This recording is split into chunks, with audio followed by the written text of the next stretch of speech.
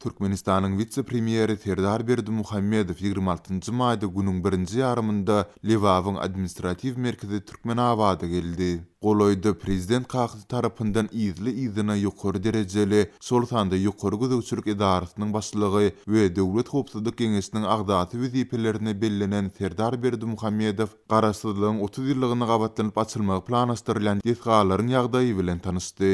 Türkmen mediasynda beýleki ýokary derejeli emeldarlaryň hem gatnaşmagynda amal edilen bu tapar barada maglumat berilmedi. Azatlyň yerli habarçylary Serdar Berdimuhammedow gelende edil prezident kakysynyň saparlarynyň dowamynda bolşy ýaly ýokary derejede howpsuzlyk çäreleriniň görülendigine habar berdiler. Aeroportdan uzayan arkadaş saýoly şeýlede Serdar Berdimuhammedowyň geçen şäheriň beýleki köçeleri sol tandy bir tarap Türkmenistan hem dowly petiklendi. Onuň uğrunyň boýundaky dukanlaryň ählisini yapmak, uloglary ýoluň gyralaryndan aýyrmak tawsyryldy. Adamlar hem bu köçeleri göýberilmedi diýip şäheriň ýol gözegçilik gulugynyň işgärleriniň biri 26-njy maý güni giýislik yerli habarçymyza gurrun berdi. Azatlyň habarçylary Kiçi Berdimuhammedowyň Twitter'de prezident kakysynyň gatnaşmagynda açylmagy planlaşdyrylýan ýetgalaryň ýagdaýy bilen tanışandygyny anyklamagy başardylar. Ol garaşsyzlygyň 30 ýyllygyna gabatlanyp açylmagyna garaşylýan Türkmenabaddaky Agoýun gurulşy Kerkidäki howa menziliniň we çärji etrafyndaky gaz turbinaly elektrik stansiýasynyň ýagdaýlary bilen tanışdy diýip yerli resmiýleriň biri 27-nji maýda habarçymyza gurrun berdi.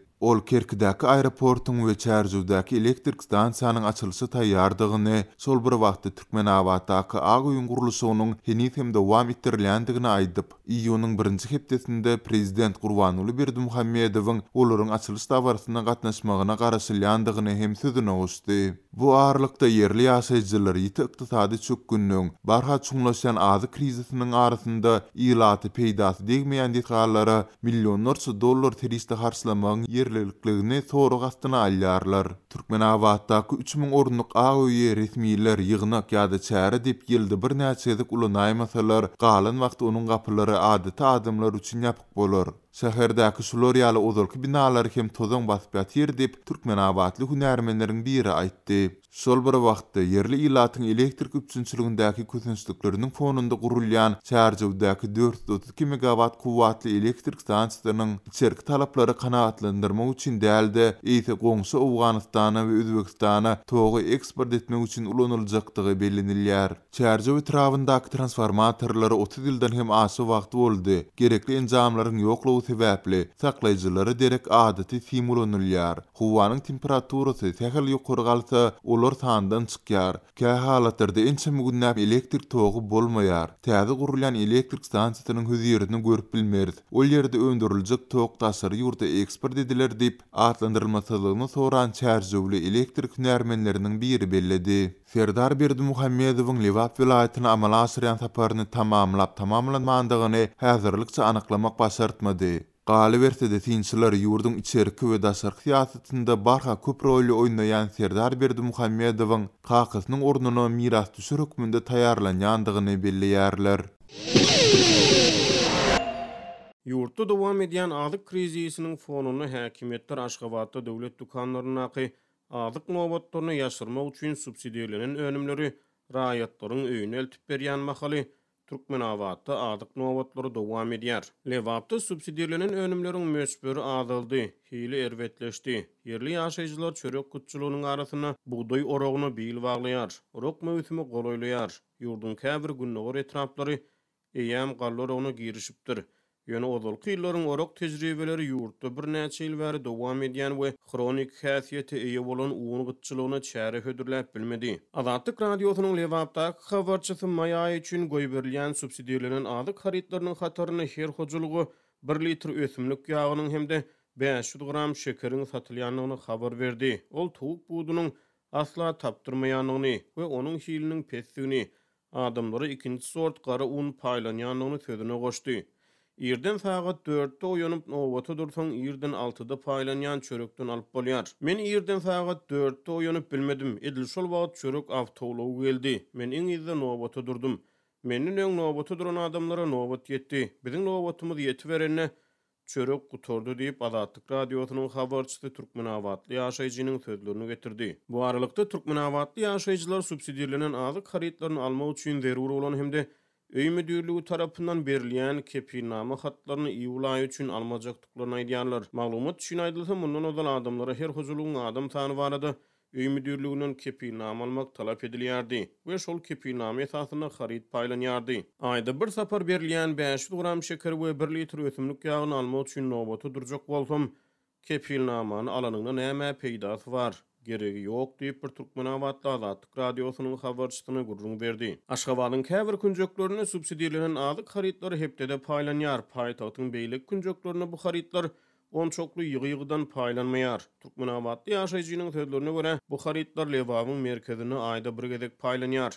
Uňgutçylygy sebäpli Lewapda adamlar orok mewsüminiň başlamagyna bil baglaýar. Türkmenistanyň obatdaky galla hasylyny ýygnamak mewsümine henüz resmi derejede bardalgy berilmedi. Ýöne habarçynyň maglumatlaryna görä, Sewitin Sayat hemde häzir halaj etrawyna birikdirilen öňkü gara we köwle etraplarynyň çäklerini buğday orok başlapdyr. Habarçynyň sözlerine görä, ýerli ýaşaýjylar orok mewsümine howlugýar, ýöne buğday wagtyna bişýär. Çärje etrawyna orok mewsümi henüz başlamady diýip ol sözüne goşdy. Habarçy Sayet we halaj etraplarynyň buğday meýdanlaryna garlorýan kombaynlar görendigini aýtdy. Habarçy bilen söhbetdeş bolan ýerli ýaşaýjylaryň ençemesi ak çörek ýemek üçin nowbatdaky orok mewsüminden ýygnaljak hasyly sabarsızlyk bilen garaşýar. Olar ýerli çörek syýaklaryny bişirilýän çöregiň hilinden şikayet edýärler. Daňdan 4-de baryp aljak çöregiň buhanky diýip ýerli ýaşaýjy aýtdy we onuň ýysanýanyny soňra heňlenýänligini sözüne goşdy. Bu aralykda Sewitin çörek bulky önümler satylýan sowda nokatlaryna konditor önümleri gymmatlady. Konditor önümlerini öndürýän syýaklar bazarlarda gymmat bahadan satylýan undan önüm öndürýärler diýip bir Türkmenawat ýaşaýjysy gurrun berdi. Ýatlasak geçen aý Sewitde häkimetler käbir çörek syýaklarynyň işini togtatdy. Paýtagtda subsidiýalenen haritlar öýleri eltilýän wagty habarçy bilen gurrundaş bolan bir ýerli synçy aýlyk paýok önümleriniň ýatyrylmagyna garaşylýanyny çaklaýar. Ol muny aýlyk paýogyň möçberiniň we görnüşiniň azaldyrmagy bilen esaslandyrýar.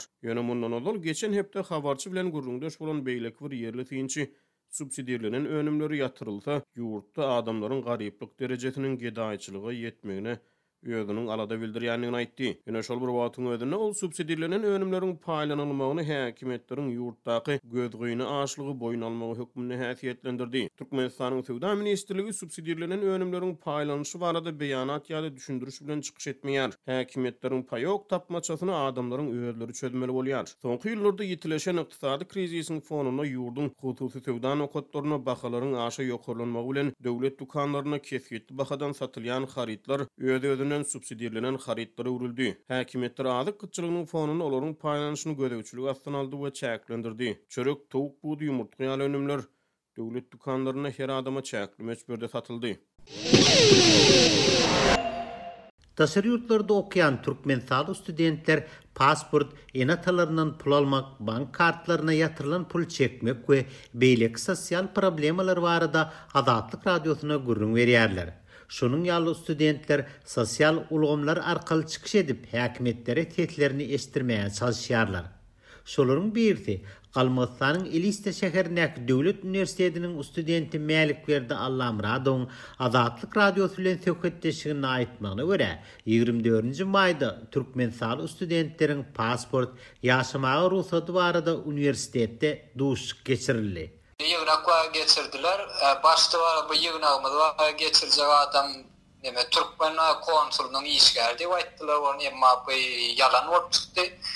Türkmen konsuluna derek bizim şu halkara bölüm boyunca bizim pasportlanmazın vizamız var. Udurtcan çinovniklerden bir gelip şu pasport meselemiz boyunca oldu. Onun adı olsa Açir Batıroviç. Ortaça 25-30 studentler gatnaşdy şol pasport meselesi boýunça gyzyklan. Eliste'däki Döwlet Üniversitetiniň halkara gatnaşyklar bölüminiň wekili Oçirmanjewiň belleşçe, Rus prezidentiniň karary boýunça häzir türkmensaly studentleriň pasport kanuny ýaşamagy boýunça hiç bir problema bolmady we pasportunyň möhledi bolanlaryň wizasy uzaldylar. Bu arada duşuga gatnaşan Allamradow şeýle diýdi.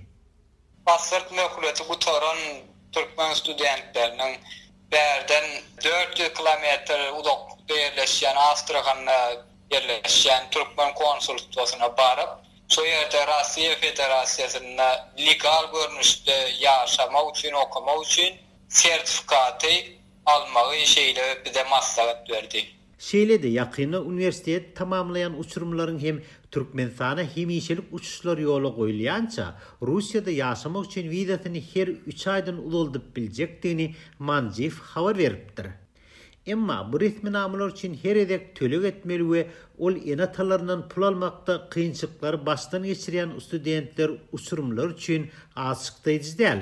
Muňa seretmeden sol tölekleriň ähletini studentleriň we uçurumlaryň töleýänini Allamradow belledi.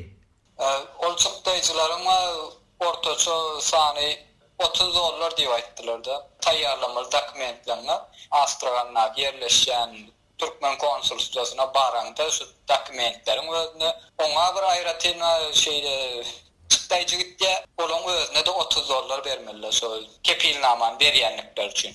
Hakyky sagdyn pikirlenip bilýän adamyň pikirini alsak, olar hakykatdan hem şonu mud etmeli. Sebäp diýsem, häzirki görgüli studentlerin, Türkmen studentlerin ýagdaýy şeýle bir it durmuş diýen ýalakwa durmuşa uruldar. Olar bara mud etse-de olar kan ýitirýän zat ýokmu diýip pikir etdi. Oçir Manjiw'ın Azatlyk radiosyna beren interwýusyny aýtmagyna görä, Eliste Döwlet Üniversitetinde 600 çemet türkmen saly student okuýar. Häzir üniversitetde studentler we uçurumlary işe yerleşdirmek boýunça 3 tan taslama öňe sürilýär. Olara studentleriň we uçurumlaryň gatnaşmagy, işlemäge mümkinçiligi bar. Ýaşaýyş jaý barada aýdylanyp bolsa, olaryň ýurtda kanun ýagdaýda bolanyny üçin Türkmenistana hemişelik uçuşlar ýoly goýulýança üniversitetiň umumy ýaşaýyş jaýyna galyp bilýärler. Университет на данный момент продвигает 3 проекта по трудоустройству и выпускников, и студентов. Кто желает, участвует, получает возможность работать. Eliste şäherinde okuyan Türkmen saly studentleriň pasport we beýleki meseleleri bilen ilteşikli Türkmen resmiýetlerinden kommentariýa alyp bolmady. Bu üniversitede okuyan studentleriň aýdysça, okuň bir ýyl üçin ortaça $1500 çemet tölek etmeli.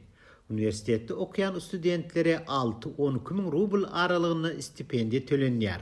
Ýöne Eliste Döwlet Üniversitetinde Türkmen hökümet tarapyndan iýerilen ýaşlar okumaýarlar we öz hasabyna okuýarlara stipendiýa tölenmeýär. Dasirut mediasynyň ýerden resmi sallaryna görä, diňe Russiýada 30 min san türkmen saly student okuýar.